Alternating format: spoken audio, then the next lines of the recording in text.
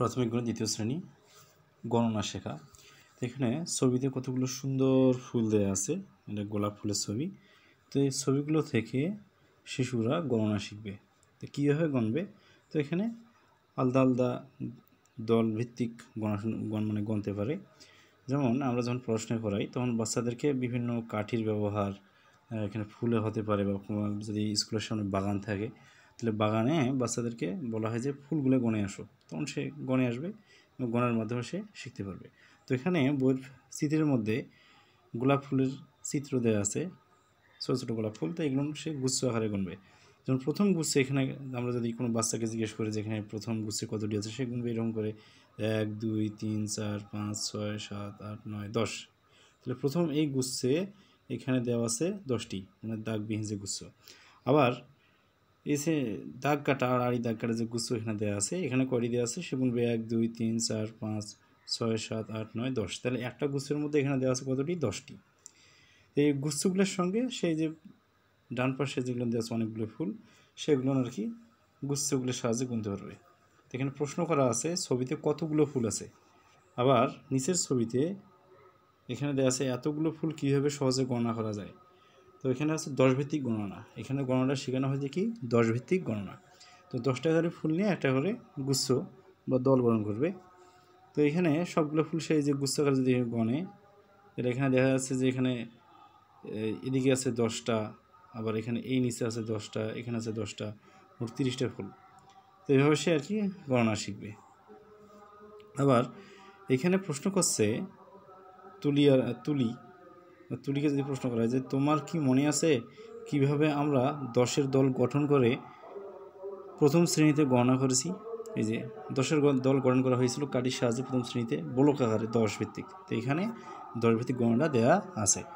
চলো আমরা 10-এর দল গঠন করে গণনা করি। তো মূলত এই ফুলগুলোকে 10 ভিত্তিক একটা করে দল গঠন করব, করিয়ে কী করব, এখানে বাচ্চাদেরকে এই বিষয়ে গণতে দেবো। আচ্ছা, এটা গেল গণনা করা। এখন ফুলের পরিবর্তে বলক ব্যবহার করে গণনা করা। এখন ফুলের পরিবর্তে যদি বলক নেওয়া হয়, ফুল সবসময় পাওয়া যায় না। এখন যদি আমরা গুটি অথবা বলক নেই, একটা করে বলক, এখানে বর্গাকার একটা করে বলক, তাহলে বলকের গণনাটা কী হবে? এই যে একটা করে বলক দেওয়া আছে 10-এর বলক, তাহলে এখানে 1 2 3 4 5টা দেওয়া আছে ওই কি 10-এর বলক, আর এখানে 1 2 3 4টা হচ্ছে ভিন্ন। তাহলে 5 10 50 4 কত হয়? 54টা। তো সংখ্যাটি হলো এখানে 54 এবং অঙ্কে লিখতে পারি। অঙ্কে যদি লিখতে পারে সে তো ভালো। তো এখানে অঙ্কে লেখা শিখিয়ে দেবো। কত হয়?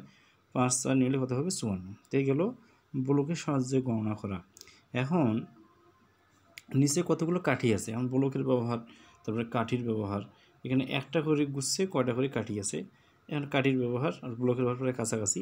দেখেন যে এইখানে যেটা বিষয় উল্লেখ করা আছে, যেখানে আলাদা আলাদা বলক, একটা করে বলক আছে 10টি। তো কাঠির পরিবর্তে বলকের মাধ্যমে গণনা করে, এখানে সবগুলো কয়টা দেওয়া আছে 10টি করে। তো এখানে দেখেন একটা বলকে কয়টা আছে 10টি, 10টা গণনা করে দেখি 1 2 3 4 5 6 7 8 9 10। তাহলে একটা বলকে 10টি। তো এখানে বলক আছে কতগুলো, এক করে গুনতে দিতে হবে। যেমন 1 2 3 4 5 6 7 8 9 10 11 12 14 15 16 17 18 19 20 21 22 23 24 25 26 27 28 29 30 31। এখানে 31টি বলক দেওয়া আছে। তো এইখানে এই বলকের সাহায্যে বাচ্চারা আর কি গণনা শিখবে। এখন পরবর্তীতে যে বিষয়টা এখানে উল্লেখ করা আছে যে বলকের মাধ্যমে 100 ও 10-এর দল তৈরি করে গণনা করি। এখন একটা বাচ্চা 10টা করে যদি বলক নেয় তাহলে একটা করে 10 হচ্ছে, তাহলে একটা করে 10 নিয়ে সে গণনা শিখবে প্রথমে। এখন একটা করে 10 নিয়ে যখন গণনা শিখবে, তারপর যখন একটু বেশি গণনা আমরা শেখাবো, তখন 10টা করে বলক নিয়ে 100টি বলকের একটা করে দল তৈরি করা হয়। তখন কী হবে? একটা করে বলকে ছিল এখানে কতটি? 4টি 10, 4টি 10-এর বলক। এখান থেকে 10টি 10-এর বলক, 10টি 10-এর যদি বলক নেওয়া হয় তাহলে এরকম কী হবে? 100টি বলক তৈরি হয়ে যাবে। তো 3টি 100-এর দল হচ্ছে 300। আবার 4টি 10-এর দল হচ্ছে কত? 40, এবং একটি করে 5টি বলক হচ্ছে 5।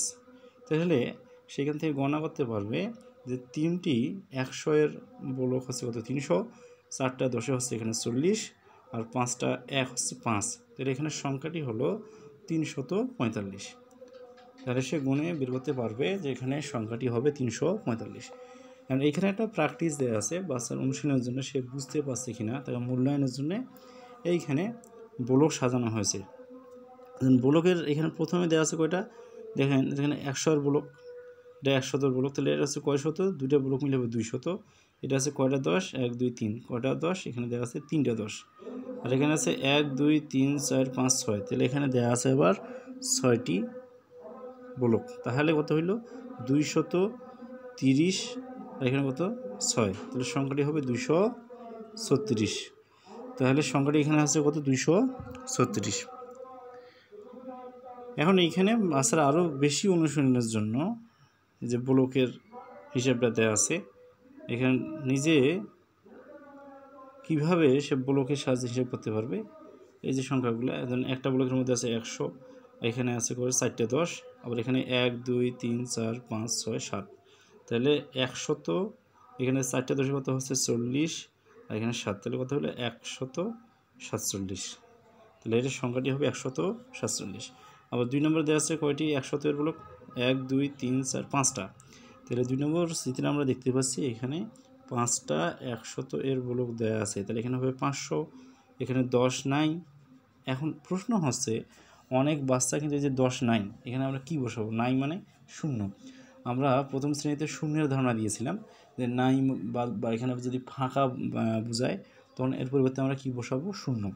তাহলে এখানে দেখা যাচ্ছে 5টা শত, একটা শূন্য, আর কি দশকের মানে 0 দশক, আর 1 2 3 4টা 1, তাহলে এখান থেকে কত হবে সংখ্যাটি আমরা বের করব, তাহলে 504, তাহলে কত হচ্ছে 504।